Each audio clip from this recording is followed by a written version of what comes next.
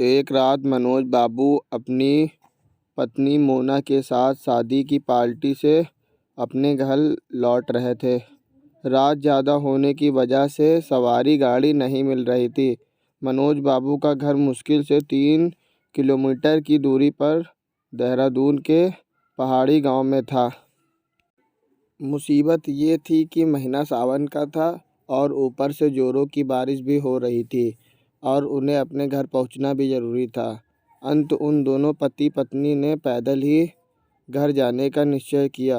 Mobile की torch की माध्यम से रोशनी में वो दोनों आगे बढ़ने लगे।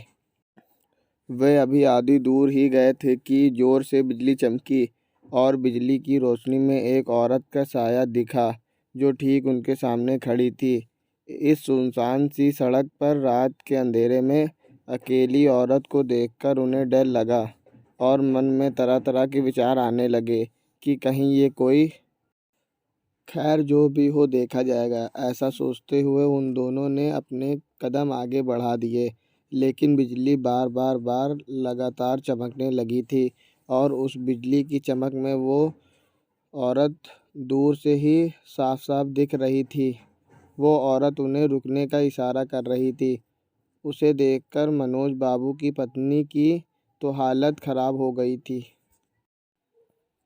लेकिन मनोज बाबू को अब लगने लगा कि ये औरत शायद कोई मुसीबत में है। मनोज बाबू जब रुके तो वो औरत उनसे हाथ जोड़ते हुए बोली, भाई साहब प्लीज़ मेरी मदद कीजिए। तेज़ बारिश और पहाड़ी ढलान होने की वजह से मेरी गाड़ी का एक्सीडेंट हो गया है। मेरी गाड़ी इस पहाड़ी ढलान से नीचे गिर गई है। उसमें मेरी 1 साल की मासूम बच्ची है। प्लीज़ आप दोनों उसे बचा लीजिए। तेज़ बारिश और पहाड़ी ढलान होने की वजह से मेरी गाड़ी का एक्सीडेंट हो गया है। मेरी गाड़ी इस पहाड़ी ढलान से नीचे गिर गई है। उसमें मेरी 1 साल की मासूम बच्ची है। प्लीज़ आप दोनों उसे बचा लीजिए। इतना कहते ही वो औरत आगे आगे चलने लगी और न चाहते हुए भी मनोज बाबू अपनी पत्नी के साथ उस अजनबी औरत के पीछे पीछे चलने लगे। लेकिन एक अनजाने भय से उन दोनों का दिल ज़ोर ज़ोर से धड़क भी रहा था।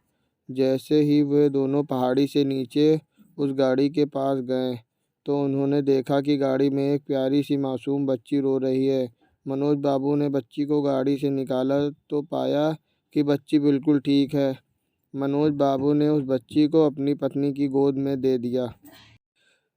ड्राइवर की सीट पर भी कोई है। जब वो दोनों जाकर देखे तो उनके होश उड़ गए, क्योंकि ड्राइवर की सीट पर वही औरत खून से लथपथ होकर मरी पड़ी थी। मनोज बाबू को अब सब समझ में आ गया था।